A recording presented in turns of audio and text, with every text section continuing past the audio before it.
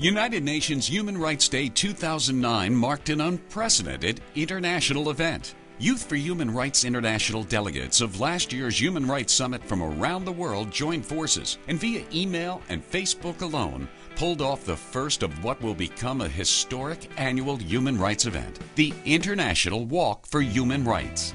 Countries in 5 continents walked on the same day to do what the United Nations had asked back in 1948, to cause the Universal Declaration of Human Rights to be broadly disseminated and displayed.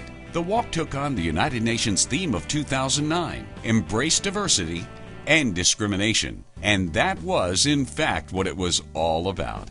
A lantern-lit walk through Munich lit up the heart of Germany. Thousands of people in one of Europe's largest shopping streets were entertained by an open-air concert, the 30 PSAs, and moving speeches from youth.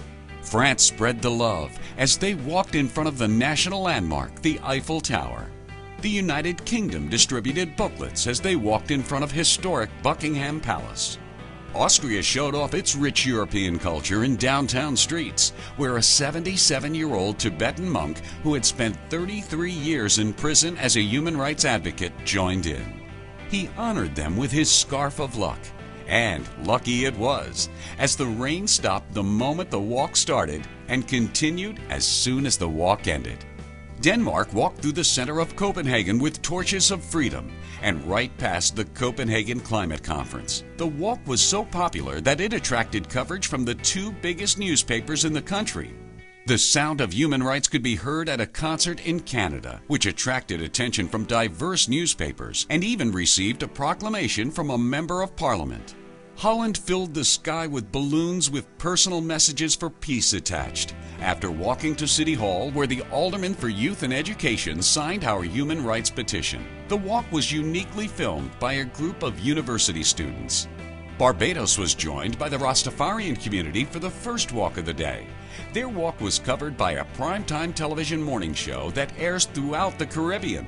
Hundreds of students and officials, including UN representatives, celebrated at Nairobi University, where among speeches, poetry, dance, and other creative shows, they experienced the first ever performance of the United Song in Kiswahili. The spectacular event drew attention from multiple TV and radio stations, which in turn spread the news to millions.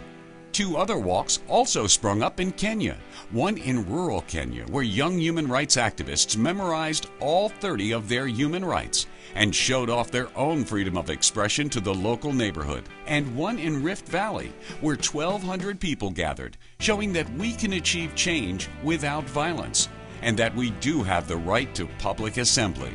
The Slovakian walk was small but mighty, as they met the president when walking in front of the presidential palace. When he found out what they were walking for, he replied with, "So, we are fighting together." The Vietnamese community of Germany walked for human rights in Vietnam, proudly showing off their flag. Hundreds chanted songs as they draped the Clearwater Memorial Bridge in a sea of blue shirts in Florida, United States, carrying homemade signs. The walk was followed by an awards ceremony and a concert, and the mayor of the city even proclaimed the day Youth for Human Rights Day.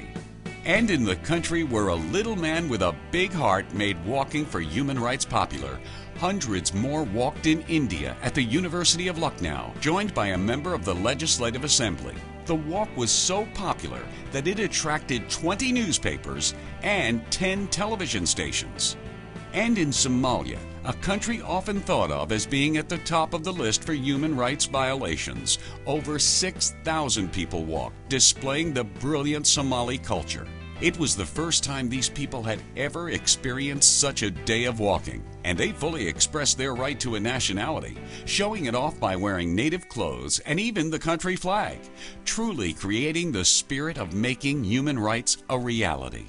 All in all, nearly 10,000 people walked, and millions were reached on Human Rights Day, giving our already successful human rights campaign a huge boost forward. This year, we will have thousands more walking worldwide for human rights. And as Mahatma Gandhi once said, the best remedy for a short temper is a long walk. 10,000 people walk day and night. 10,000 more.